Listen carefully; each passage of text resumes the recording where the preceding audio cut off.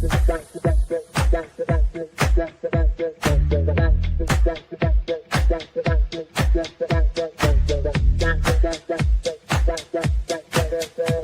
Connections Radio presents. This podcast is brought to you by LifeWave. Ready to elevate your wellness game? Meet X39 from LifeWave.com. This game-changing patch uses phototherapy to stimulate your skin, enhancing strength and stamina by channeling your body's innate energy. Simply apply it to harness infrared heat, naturally boosting your vitality. Want to learn more? Visit www.lifewave.com/VernD and step into a healthier, more active lifestyle today. Hello, everyone, and welcome to Breaking the Silence Beyond the Boundaries, where bold voices rise and limits fall. Now, I'm your host, Gail Larson, and today we are going to explore what happens when your voice actually changes the atmosphere of the room, whether it's conversations about family, parenting, politics, culture, personal values. There are moments when just speaking honestly can feel, uncomfortable, especially when your perspective challenges expectations or shifts familiar dynamics. But growth often requires us to just stop shrinking ourselves just in order to make other people feel more comfortable, right? So today, we have with us one of my good friends from long time ago, and my current friend, Steve Tatunik. And hello, Steve, Gail. Hi. How are you? Thanks for having me on. I'm excited to be here. Well, I am so excited to have you as well. So tell us just a little bit about yourself.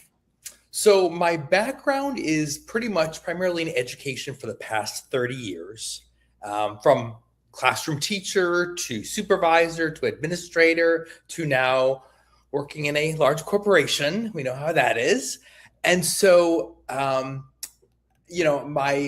hobby and my love is travel. So I kind of find ways to incorporate education and travel. And that really is pretty much my existence.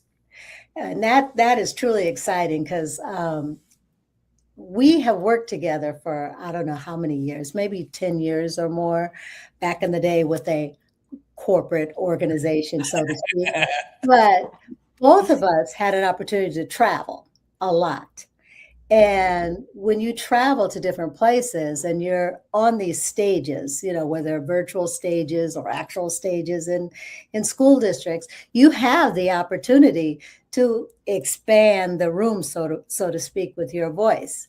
So how does your voice expand the room? Are you always readily accepted with what it is that you have to say? I deal with certain subject matter. When you talk about politics and culture, that is kind of where I helm in the humanities division, the humanities world. But it's important to understand where I began, where I didn't have a voice, where being the youngest of four boys, let me put that into perspective. You really don't have a voice at all. So it's funny because I was just thinking kind of, when did I get my voice? How did I get this voice to become what I am today, where I can present in front of 600 people, captivate an audience, walk away and invigorate, no matter what the subject is. But it wasn't always that easy. And when I say it wasn't that easy, I would say it probably changed for me maybe 15 years ago. Yeah. How did it change? What led you there? So it was funny because if back in the day, I really wouldn't talk. I really didn't feel my opinion mattered. I feel like everyone's opinion mattered more. And again, stemming from my family, I'm sure they would not like hearing that, but it is true. But when I became a fourth grade teacher, a lot of times your students would raise their hand, ask questions, but I wanted them to challenge me. I wanted them to have a voice, but I didn't realize what I was doing. More importantly, so I worked in a very low socioeconomic school to begin with. And it was all about getting them to feel free to challenge me, to ask questions, because I never raised my hand in class. So what I realized was it was about having confidence and conviction of what you're saying and what you're feeling. So the many years that I taught this, then when I got into leadership and I realized I kind of fell back into that, ooh, no one really cares what I have to say. No one really, who am I to make a difference? And why does my opinion or voice matter? And then when I began public speaking, I was brought to those days of teaching in a fourth grade classroom thinking, now I need to step it up. I did it to my students, had them step it up. I need to be that person to really show them why it's important to have a voice and why it's important to have a voice with that opinion or that true concentration of not just saying something to say something, not just saying something to fill the room, but saying something that really you stand by. So that's Absolutely. Yeah. And, I'm excited about hearing that because it just reminds me how much you and I have in common, having both began in education, both starting out in the publishing industry and making a difference, particularly for inner city classrooms in, those urban environments where a lot of times students themselves don't want to, step up because, they've just been held down so much. And so this, brings me again to what you're doing now in terms of humanities and the impact that what you have to say and your voice can have on students. Do you have an opportunity to contribute how the content of, your publications affect the inner cities? And if so, in what way? Yeah, and it's interesting. So yes, and I've had international experience as well. So that takes a Okay. whole different spin on things. But Yes. just in the nation alone, and I reside in Florida. Hmm. So you can imagine the political spectrum, the standards when you think about curriculum, you think about what is taught. You can say we're all teaching history, we're all teaching factual information. Hmm. But the idea of inquiry and the idea of critical thinking and getting people, friends, students to have the idea of backing their ideas up with support, with evidence, rather than saying what they say. So when I'm looking at certain, topics or certain sources that I want to make sure that all students, whether you're in a low socioeconomic division, whether you're in a red state or a blue state, I want to make sure that they can make their own decision based on a variety of information and be proud of what they're standing by. Because I would hate for someone to say, I believe this, and then be challenged with that. I want to say, okay, this is what you believe. What is the evidence to make you believe that? And so Absolutely. Yep. I was out last night and I mentioned the topic to my friend who happens to be a female, and you'll see kind of where this works in. And I said, when did you find your voice? Or how did you find your voice? And I was kind of telling her some of my stories. And it was really interesting in the fact that she did not want to validate her opinion, her thought process, because of, it could lead into an argument. It could Yeah. affect someone's mood, which I've learned, so what? So what? If they're a friend, if they're in my circle, it's my belief. I am not going to do any action that's going to be harmful. But I also think back to our time together, Gail. Oh, You yeah. taught me more than you possibly realized. Because, and the reason I say that is I felt like I was able to ask you any question I wanted, regards to race, regards to whatever. You Right. were my friend. You were always going to give me the honest perspective, and honest truth. And I just foresee so many people don't have that voice because they don't have those deep connections. And I think especially for males. Oh, for sure, for sure. And I appreciate you saying so. You really can't have a team within an organization if you don't have that trust and that security that what you say to one another stays there. and, can be honored for what it is, as opposed to, like I said, shrinking back and saying, well, I can't say this and I can't say this because I'm worried about my job or I'm worried about our relationship, kind of thing. So, as you know, I left my last organization about 2 years ago, and it had a lot to do with what we're talking about right now. You brought up the whole thing about the political climate, and the whole thing with like DEI, diversity, equity, and inclusion. And I have always, had very strong feelings about, how our content is represented across, the United States and internationally. So I began to push, to say, how are we going to do this? I developed this advisory board, talking to others, just like you were talking to your friend about, tell me how you feel about this and how you think this should be represented. But then all of a sudden, with that political climate changing, they just kind of said, nah, I don't think from a company standpoint, this is such a good idea, And so I'm like, well, I guess if I can't use my voice to expand the room, I'm out of here, I love it. I love it. But it's funny because now, you have to be fearful of what gets projected in social media or there is that bit of fear, depending on what role you play in society and your level or your position. In my role as an education, you have a parent that sees something that they don't agree with. They're not going to ask a question. They post it, it gets newsworthy, and it's kind of one of those things that you have to say to them, let's have this conversation.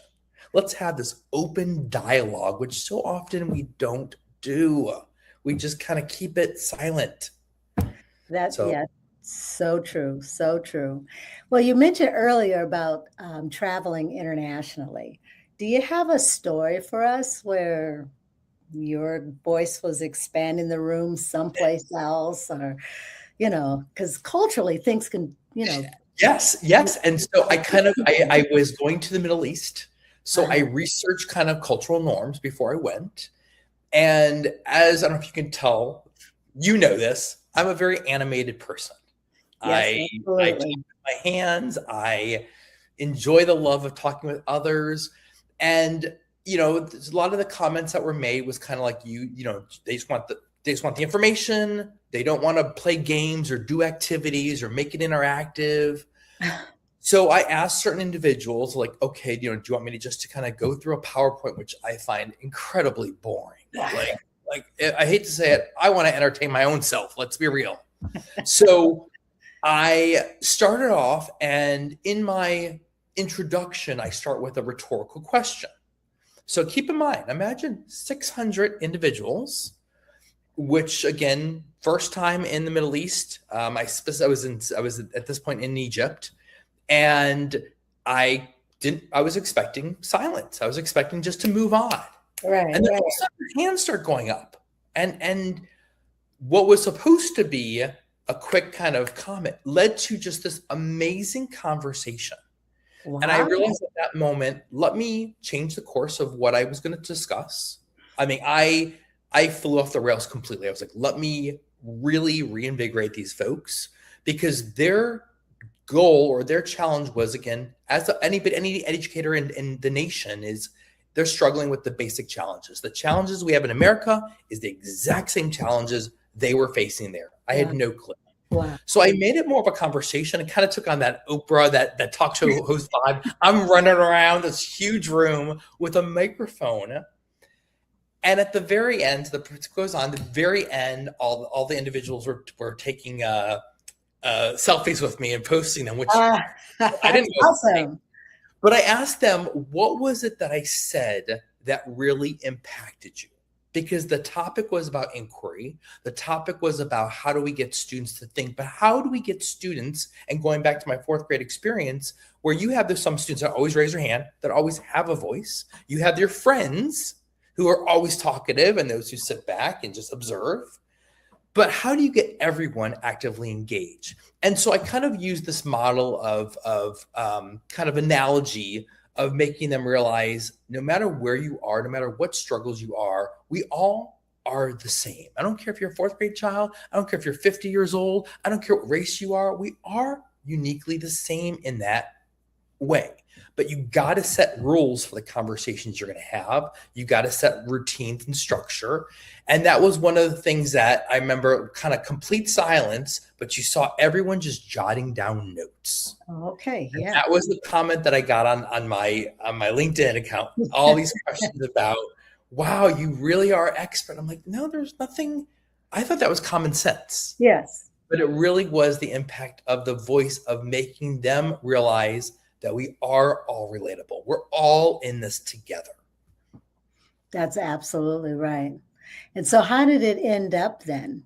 I mean, after all was said and done, did they, I don't want to say buy what you were selling, but Absolutely bought what I was selling. And again, I hate to say that was the goal, but which is not. But the ultimate goal is, yeah, they bought what I was selling. But again, I would have loved, in this scenario, I didn't get a chance to kind of see how this truly affected things because that was kind of a one-time stint. But in my normal routine of what I do, I constantly do revisit school districts or schools to see, did what I say, not only did they hear it, but what action did they take? That's what I want to see. What is the end action that they're doing to say, for example, right now there's some certain heated topics in our country right now that, certain teachers, parents, students want certain things removed here, but certain states want it.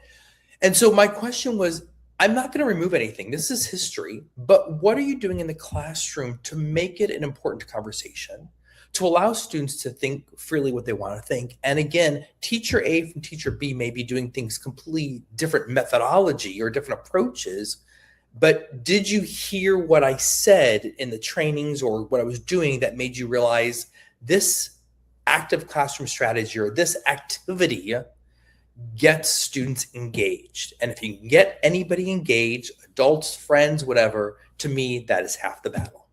Absolutely. And, you did something that was just truly critical when you were in front of them for the first time. And that is establishing a relationship with these 600 people. So whether they purchase from you or not, the relationship became most important. So when you came back and there was the implementation of the program or whatever it was you were selling, that there was buy-in because they knew that you had a relationship with them as well.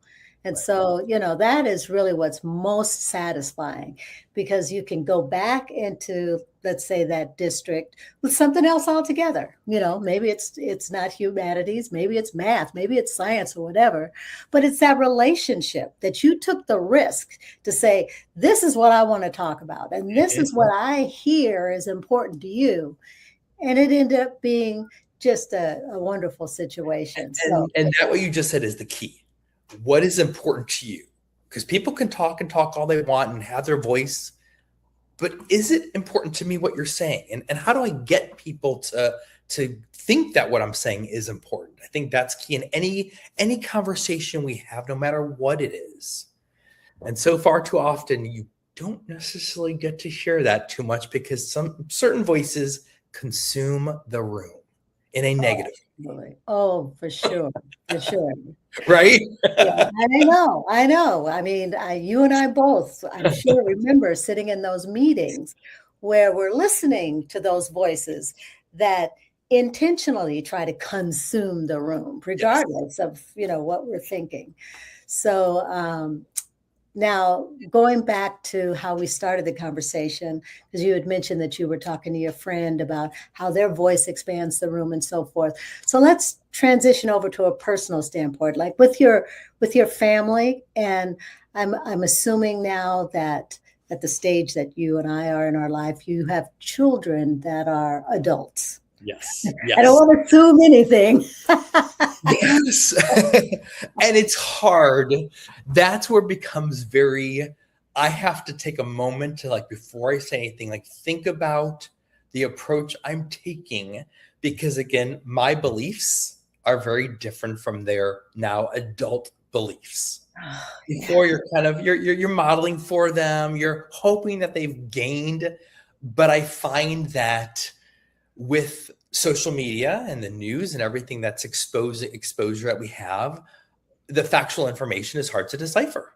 And it's hard for people to, when they have a voice, you're kind of like, I don't know, sometimes you're not that I want to shut them down. I would never want to do that. I just want that evidence to be there. Give me that real evidence. Give me that real experience. And I think as adults, we've walked the walk. We have lived it. Yes, But absolutely. that no longer is good anymore. It's kind of like, well, I learned this from TikTok or social media or whatever it is. I'm like, no, you can't do that. What information? What are you reading? But I will always say that one thing I've learned, because I realized, the times have changed, and I'll always say, oh, show me that.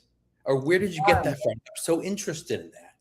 And I will take the time and even though it's against completely every morsel of what I believe in, I will watch it.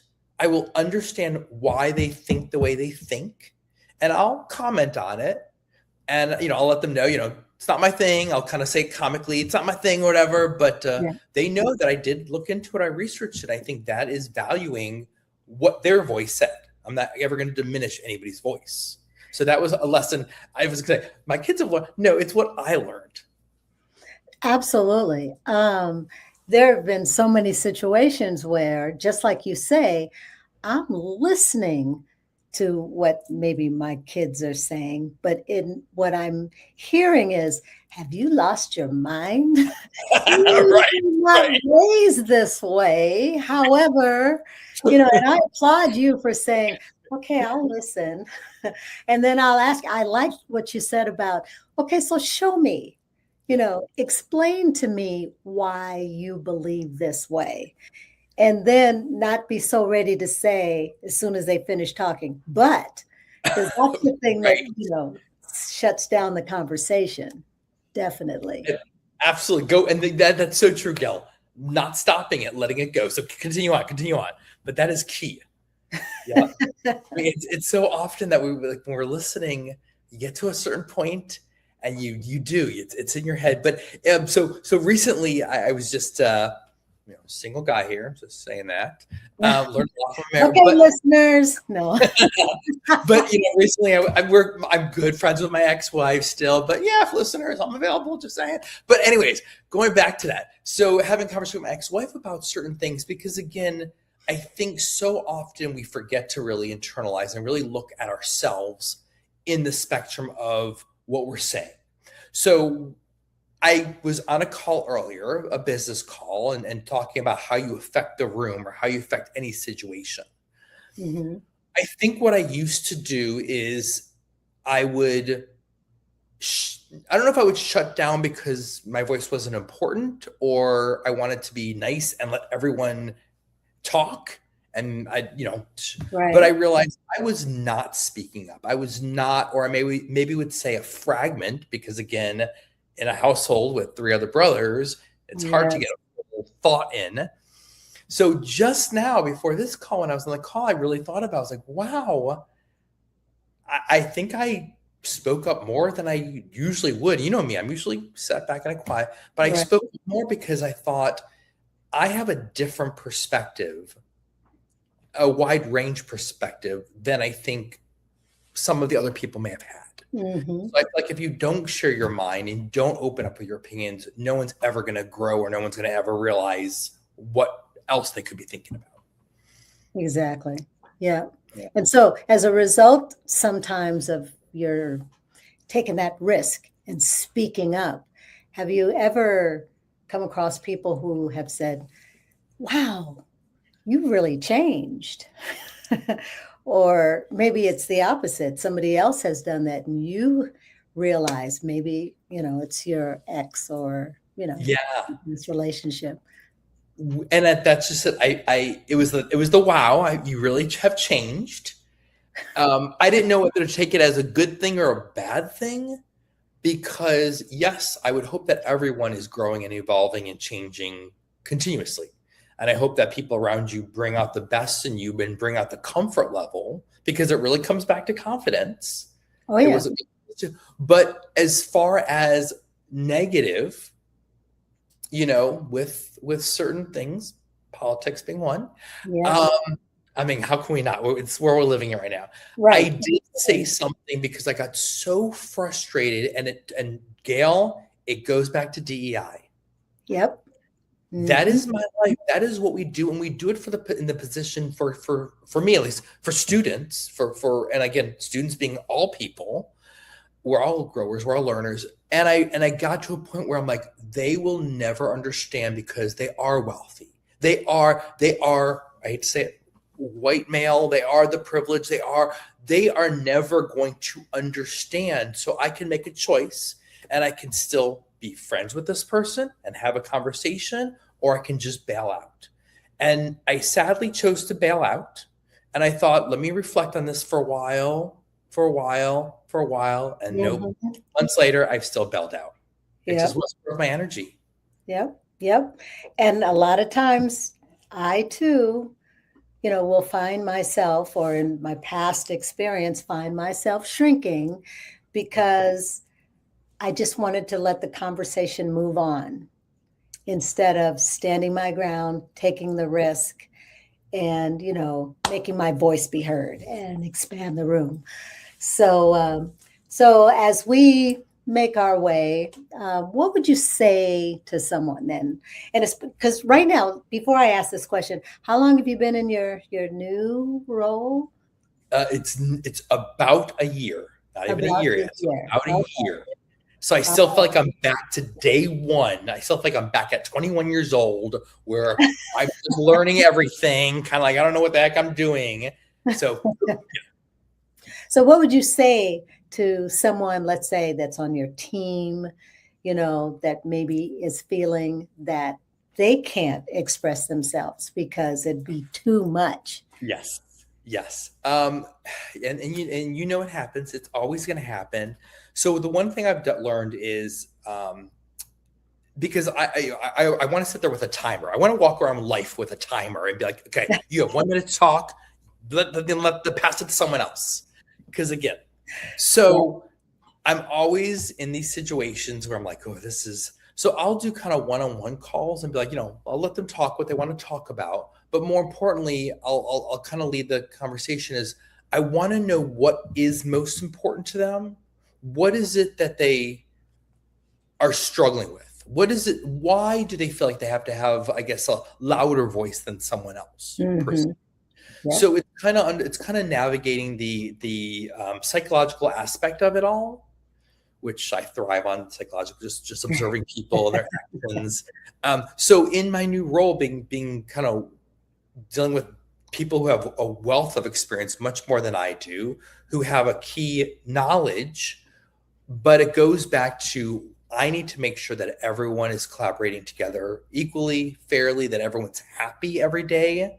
So it's little things that I do where sometimes I'll just say, you know what, you're taking the lead on this. What is your idea? What would you like for me to do? Rather than me say, here's what I expect. What do you want for me to do to support you with whatever you want? And I have to pause, like once in a while I have to write it down to sit there and remind myself, even though I'm taking in charge of this, I need to take that step back, make sure they're being valued, not necessarily heard, but valued. That's And right. then I think it gives them their voice. Absolutely. Yep. That is so important. Anytime you can turn the conversation into what are your needs? Yes. What expectations do you have? How can I help you to meet those needs? Then the conversation is going to take a very different turn. So I appreciate you coming on, Steve, and reminding me and reminding our audience how important that is. And what happens when your voice expands the room, especially when it's to meet their needs. So, to everyone out there, thank you, thank you. And remember that growth will sometimes challenge old expectations because honesty oftentimes makes us feel uncomfortable. So, just remember, don't shrink your voice to fit the room, allow your voice to expand it. So until next time, everyone, keep breaking the silence and go beyond the boundaries. Bye-bye. Classy Communications provides public relations and marketing solutions for businesses, professionals, and nonprofit organizations. They can deliver the true meaning of your business with press releases, social media marketing, web development, email marketing, book publishing, and much more. Wherever your potential clients are, they can help you connect with them. Visit classycommunications.net to learn more about their suite of services that can help your business stand out from the rest. Classy Communications is your solution for business success. PR Connections Radio thanks you for watching this podcast. Check out more episodes of this show and our others at prconnectionsradio.com.